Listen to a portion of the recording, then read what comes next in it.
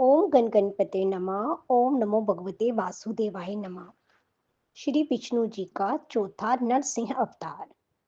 अपने प्रिय भाई हिरण्याक्ष के वध से संतप्त होकर हिरण्यकश्यप दैत्यों और दानवों को अत्याचार करने की आज्ञा देकर स्वयं महेंद्राचल पर्वत पर चला गया। उसके हृदय में भय की आग धधक रही थी, अतः वह भगवान विष्णु से बदला लेने के लिए ब्रह्मा जी की घोर तपस्या करने लगा। इधर हिरण्यकश्यप को तपस्या में रत देखकर देवराज इंद्र ने दैत्यों पर चढ़ाई कर दी।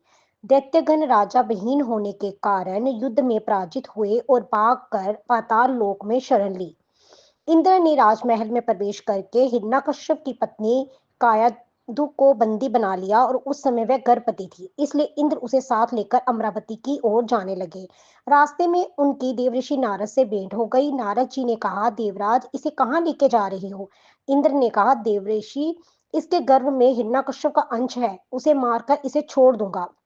ये सुनकर नारद जी ने कहा, देवराज इसके गर्भ में बहुत बड़ा भगवत भक्त है, जिसे मारना तुम्हारी शक्ति के बाहर है, अतः इसे छोड़ दो।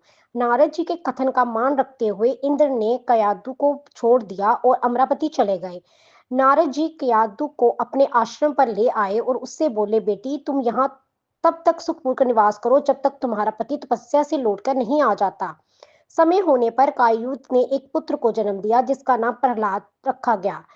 इधर हिरण्यकश्यप की कठोर तपस्या से ब्रह्मा जी प्रसन्न हो गए और उसे मनचाहा वर मांगने को कहा। ये सुनकर हिरण्यकश्यप बोला, प्रभु यदि आप मुझे अविष्ट वर देना चाहते हो तो ऐसा वर दीजिए कि आपके बनाए हुए किसी भी प्राणी से, चाहे वह मनुष्य हो या पशु, देवता हो या दैत्य अथवा नाग, किसी से भी मेरी मृत्यु ना हो। भीतर बाहर, दिन में या रात्रि में, अस्त्र शस्त्र से, पृथ्वी या आकाश में कहीं भी मेरी मृत्यु ना हो। युद्ध में कोई मेरा सामना ना कर सके। मैं समस्त प्राणियों का एक शक्त सम्राट हूँ। ब्रह्मा जी हिरण्यकश्यप को मुंह मांगा वरदान देकर अंतर्ध्यान हो गए। हिरण्यकश्यप वापस अपनी राजधानी चला आया। कायुद भी नारद जी के आश्रम से राजमहल में आ गई। इसके बाद हिरण्यकश्यप ने प्रहलाद के शिक्षा की व्यवस्था की। धीरे धीरे प्रहलाद की आयु बढ़ने के साथ साथ ही उसकी भगवत भक्ति भी बढ़ने लगी। एक दिन हिरण्यकश्यप ने प्रहलाद को गोद में उठाकर पुचकारते हुए कहा, बेटा अपनी पढ़ी हुई अच्छी अच्छी बातें सुनाओ।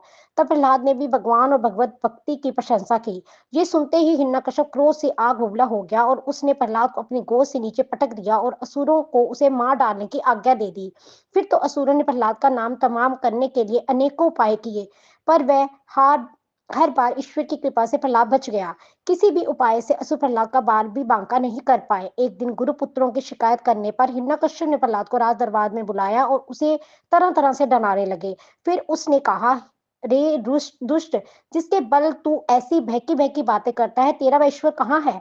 वह यदि स्वत्र है तो मुझे इस खंबे में क्यों नहीं दिखाई देता? तब प्रहलाद ने कहा, मुझे तो वह प्रभु खंबे में ही भी दिखाई दे रहे हैं।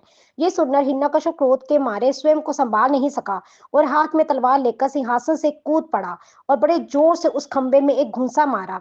उसी समय उस खंबे से बड़ा भयंकर शब्द हुआ और उस खंबे को तोड़कर एक विचित्र प्राणी बाहर निकलने लगा, जिसका आधा शरीर सिंह और आधा शरीर मनुष्य का था। ये भगवान श्री हरि का नरसिंह अवतार था। उनका रूप बड़ा भयंकर था। उनकी तपाएं हुए सोने के समान पीली पीली आंखें थी। उनकी दाढ़ी बड़ी विकराल थी और वह भयंकर शब्दों से गर्जना कर रहे थे। उनके निकट जाने का साहस किसी में भी नहीं हो रहा था। ये देखकर हिरण्यकश्यप सिंहनाद करता हुआ हाथ में गदा लेकर नरसिंह भगवान पर टूट पड़ा। तब भगवान भी हिरण्यकश्यप के साथ कुछ देर तक युद्ध लीला करते रहे और अंत में उसे झपट कर दबोच लिया और उसे सभा के दरवाजे पर ले जाकर अपनी जंघों पर गिरा लिया और खेल ही खेल में अपनी नखों से उसके कलेजे को फाड़ कर उसे पृथ्वी पर पटक दिया। फिर वहां उपस्थित अन्य असुरों देवताओं को खदेड़ खदेड़ कर मार डाला। उनका क्रोध बढ़ता ही जा रहा था। वह हिरण्यकश्यप की ऊंचे सिंहासन पर विराजमान हो गए। उनकी क्रोधपूर्ण मुखकृति को देखकर किसी को भी उनके निकट जाकर उनको प्रसन्न करने का साहस नहीं हो रहा था। हिरण्यकश्यप की मृत्यु का समाचार सुनकर उस सभा में ब्रह्मा, इंद्र, शंकर, सभी देवतागण, ऋषि मुनि, सिद्ध, नाग, गंधर्व आदि पहुंचे और थोड़ी दूरी पर स्थित होकर सभी ने अंजलि बांधकर भगवान के अलग अलग प्रकार से स्तुति की, पर भगवान नरसिंह का क्रोध शांत नहीं हुआ। तब देवताओं ने माता लक्ष्मी को उनके निकट भेजा, पर भगवान के उग्र रूप को देखकर वह भी भयभीत हो गई। तब ब्रह्मा जी ने प्रहलाद से कहा, बेटा तुम्हारे पिता पर ही तो भगवान क्रुद्ध हुए थे, अब तुम ही जाकर उनको शांत करो। तब प्रहलाद भगवान के समीप जाकर हाथ जोड़कर साष्टांग भूमि पर लौट गए और उनकी स्तुति करने लगे। एक नन्हे बालक को अपने चरणों में पड़ा देखकर भगवान दयार्द हो गए और प्रहलाद को उठाकर गोद में बिठा लिया और प्रेम पूर्वक बोले, वत्स प्रहलाद, तुम्हारे जैसे एकांत प्रेमी भक्त को जब भी किसी वस्तु की अभिलाषा नहीं रहती, पर फिर भी तुम केवल एक मनमंत्र तक मेरी प्रसन्नता के लिए इस लोक में दैत्याधिपति के समस्त भोग स्वीकार कर लो। भोग के द्वारा पुण्य कर्मों के फल और निष्काम पुण्य कर्मों के द्वारा पाप का नाश करते हुए समय पर श्री का त्याग करके समस्त बंधनों से मुक्त होकर तुम मेरे पास आ जाओगे। देवलोक में भी लोग तुम्हारी विशुद्ध कीर्ति का गान करेंगे। ये कहकर भगवान नरसिंह ही अंतर्ध्यान हो गए। ओम नमो भगवते वासुदेवाय नमः।